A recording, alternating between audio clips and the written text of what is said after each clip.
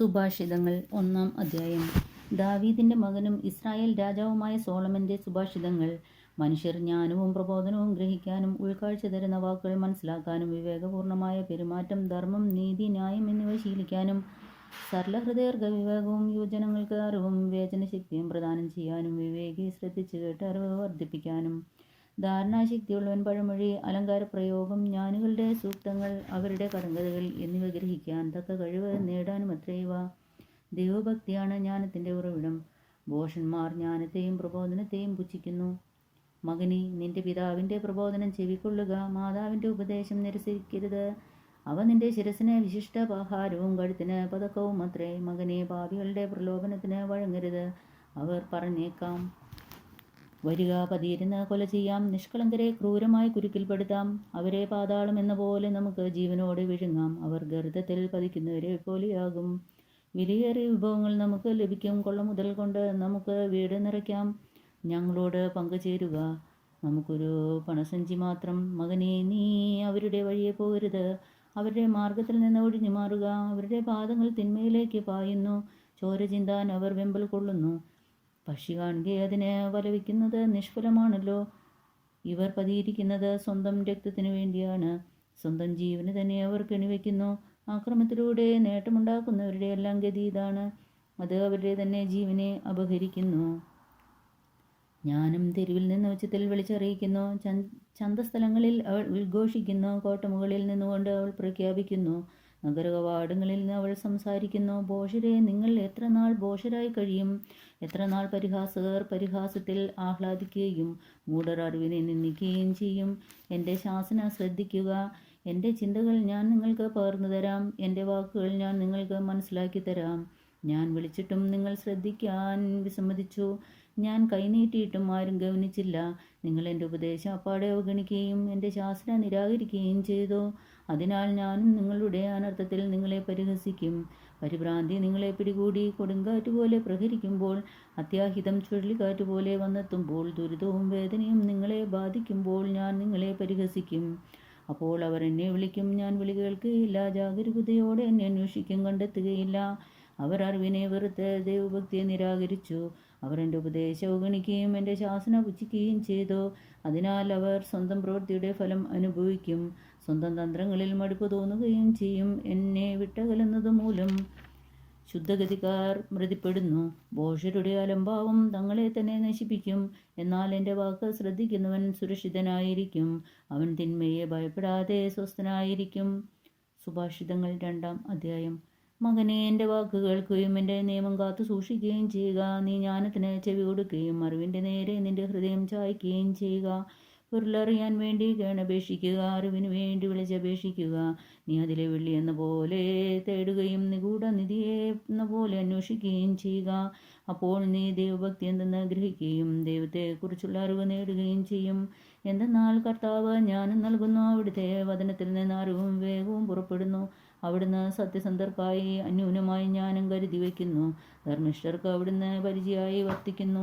അവിടുന്ന് നീതിയുടെ മാർഗങ്ങൾ സംരക്ഷിക്കുന്നു. തൻ്റെ വിശുദ്ധരുടെ വഴി കാത്തു സൂക്ഷിക്കുന്നു. അപ്പോൾ നീ നീതിയും ന്യായവും ധർമ്മവും എല്ലാ നല്ല വഴികളും ഗ്രഹിക്കും.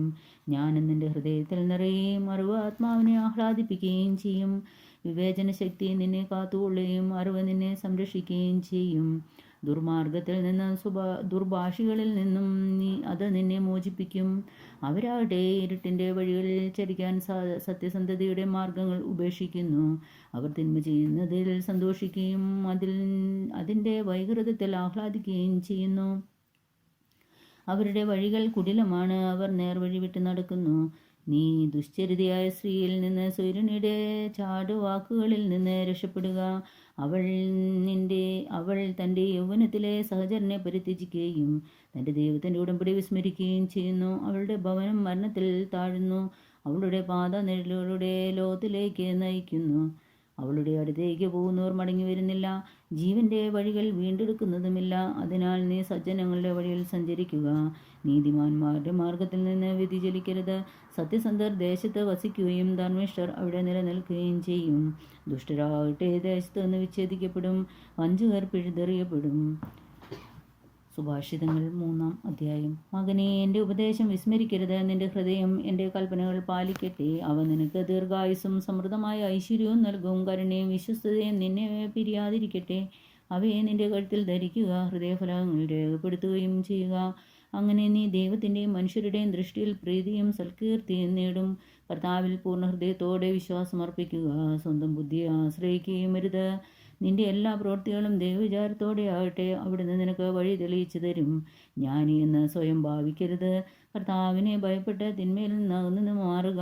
അത് നിന്റെ ശരീരത്തിന് ആരോഗ്യവും അസ്ഥികൾക്ക് അനായാസതയും നൽകും.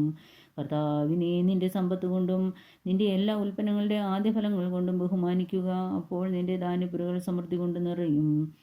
നിന്റെ ചക്കുകളിൽ വീഞ്ഞ് നിറഞ്ഞു കവിയുകയും ചെയ്യും. കർത്താവിൻ്റെ ശിക്ഷണത്തെ നിന്ദിക്കരുത്.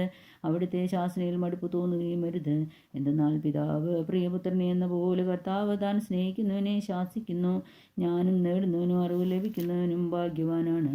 എന്തെന്നാൽ അതുകൊണ്ടുള്ള നേട്ടം വെള്ളിയെയും സ്വർണത്തെയും കാൾ ശ്രേഷ്ഠമാണ്. അവൾ രത്നങ്ങളെക്കാൾ അമൂല്യയാണ്. നിങ്ങൾ കാക്ഷിക്കുന്നതൊന്നും അവൾക്ക് തുല്യമല്ല. അവളുടെ വലതു കൈയിൽ ദീർഘായുസ്സും ഇടതു കൈയിൽ സമ്പത്തും ബഹുമതിയും സ്ഥിതി ചെയ്യുന്നു. അവളുടെ മാർഗങ്ങൾ പ്രസന്നവും സമാധാനപൂർണവുമാണ്. അവളെ കൈവശപ്പെടുത്തുന്നവർക്ക് അവൾ ജീവന്റെ വൃക്ഷമാണ്. അവളെ മുറുകെ പിടിക്കുന്നവർ സന്തുഷ്ടരെന്ന് വിളിക്കപ്പെടുന്നു. കർത്താവ് ജ്ഞാനത്താൽ ഭൂമിയെ സ്ഥാപിച്ചു, വിജ്ഞാനത്താൽ ആകാശത്തെ ഉറപ്പിച്ചു. അവിടുത്തെ വിജ്ഞാനത്താൽ സമുദ്രങ്ങൾ പൊട്ടിപ്പുറപ്പെട്ടു, മേഘങ്ങൾ മഞ്ഞു പൊഴിക്കുന്നു. മകനെ, ന്യൂനമായ ജ്ഞാനവും വിവേചനശക്തിയും പുലർത്തുക. അവ നിന്റെ ദൃഷ്ടിയിൽ നിന്ന് മാഞ്ഞു പോകാതിരിക്കട്ടെ. അവ നിന്റെ ആത്മാവിന് ജീവനും കണ്ടത്തിന് ആഭരണവുമായിരിക്കും. അങ്ങനെ നീ നിന്റെ വഴിയിൽ സുരക്ഷിതനായി നടക്കും. നിന്റെ കാലിടറുകയില്ല. നീ നിർഭയനായിരിക്കും. നിനക്ക് സുഖനിദ്ര ലഭിക്കുകയും ചെയ്യും. കിടിലം കൊള്ളിക്കുന്ന സംഭവങ്ങൾ കൊണ്ടോ ദുഷ്ടരുടെ നാശം കണ്ടോ നീ ഭയപ്പെടരുത്. കർത്താവ് നിന്റെ ആശ്രയമായിരിക്കും. നിന്റെ കാൽ കുടുക്കിൽപ്പെടാതെ അവിടുന്ന് കാത്തുകൊള്ളും. നിനക്ക് ചെയ്യാൻ കഴിവുള്ള നന്മ അത് ലഭിക്കാൻ അവകാശമുള്ളവർക്ക് നിഷേധിക്കരുത്. അയൽക്കാരൻ ചോദിക്കുന്ന വസ്തു നിന്റെ കൈവശമുണ്ടായിരിക്കെ പോയി വീണ്ടും വരിക, നാളെ തരാമെന്ന് പറയരുത്.